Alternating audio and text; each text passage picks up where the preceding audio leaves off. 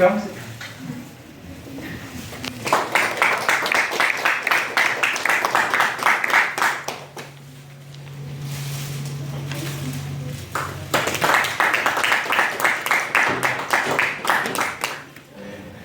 कीमती समय से कुछ समय निकाला, बहुत ही आवश्यक एक सेलिब्रेशन के लिए, जैसे कि विश्व योग दिवस हम लोग सेलिब्रेट करते हैं, उसी तरीके से यूनाइटेड नेशंस की जो जनरल असेंबली है उसने एक तरीके से निर्णय लिया है कि 21 दिसंबर विश्व ध्यान दिवस, वर्ल्ड मेडिटेशन डे के रूप में सेलिब्रेट किया जाएगा ऑल ओवर द वर्ल्ड। जाहिर है कि इसके पीछे काफ़ी रीजंस होंगे जिसकी वजह से ये सेलिब्रेट किया जा रहा है, और इसके लिए एक तरीके से हम लोगों का एक इन हाउस ग्रुप है जिसमें राकेश टंडन सर हैं और प्रोफेसर राकेश मिश्रा सर हैं और प्रोफेसर शैलेंद्र कुमार गुप्ता सर हैं। एक तरीके से इस कार्यक्रम की जो रूपरेखा है जो इस हॉल में हो रहा है, कल सुबह मॉर्निंग वॉक के समय बनी।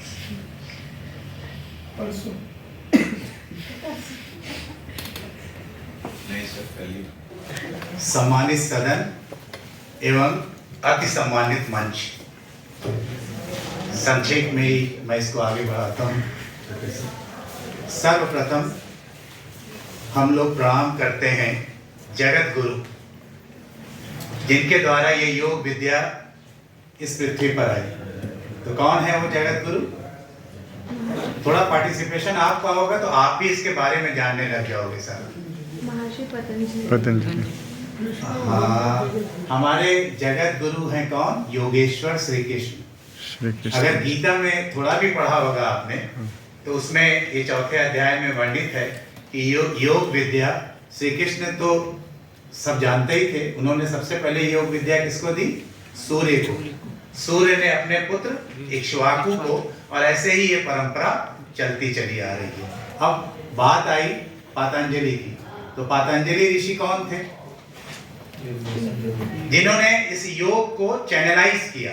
पतंजलि ऋषि ने क्या किया? इस योग को चैनलाइज किया। अब पतंजलि ऋषि कैसे आए, कोई जानता है? विष्णु श्री कृष्ण हैं वही, उनकी सैया किस पे थी? शेषनाग। तो जब इसको पृथ्वी पर पूरी तरह से चैनलाइज करना था तो प्रभु का आदेश, ये तो सृष्टि ऐसे ही चलती है अदृष्ट, तो शेषनाग ने पतंजलि ऋषि का अवतार लिया। समझ में आई ये बात? और उन्होंने इस योग विद्या को चैनलाइज किया, जिसमें अष्टांग योग बनाए, 8 पैर उसके बनाए। इसमें क्या क्या था? पहला यम, नियम, आसन, प्राणायाम, प्रत्याहार, धारणा, ध्यान। क्लाइमेक्स क्या हुआ? ध्यान और वेदों की रचना हुई। पता है सबको कैसे हुई? इसके बारे में कभी जाना? हमारे जो ऋषि थे पुराने, वो ये सब परंपरागत जो योग विद्या थी वो सब जानते चले आए थे, जिसको हेरिडिटी कहते हैं। उस समय इतना प्रचार करने की जरूरत नहीं थी, वो अनुवांशिक था सारी चीजें। तो जब वो गहरी ध्यान, और क्लाइमेक्स क्या है? समाधि। तो समाधि में कहते हैं आप ही देव हो जाते हैं।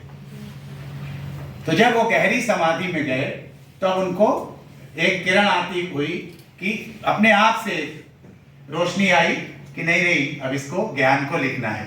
तो उन्होंने वेदों की रचना की, वेद की रचना हुई, उपनिषदों की रचना हुई, 18 पुराणों की रचना हुई। तो ये सब किस अवस्था में हुई? समाधि की अवस्था। अब कुछ समय पहले से लगता है ऐसी भ्रांतियां फैला दी गई कि योग वही लोग करते हैं जो घर बार छोड़ देते हैं। ऐसे पुराने, आप भी अपने पुराने लोगों से जो घर के होंगे बुजुर्ग, उनसे अगर सुना होगा या सुनोगे तो उन लोग के मन में ये धारणा पता नहीं कैसे बना दी गई थी कि योग करने वाले लोग गेरुआ पहन लेते हैं, घर बार छोड़ के चले जाते हैं, तो इसलिए क्या कहते थे? अभी ये तुम्हारी उम्र।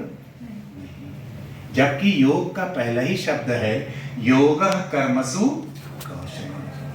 योग करने से हम अपने कार्य में निपुण होते हैं। और कौन सा योग? सिर्फ आसन प्राणायाम नहीं। जब हम ध्यान की गहराई में जाते हैं तो ध्यान की गहराई में क्या होता है? हम अपनी अंतर चेतना से जुड़ते हैं।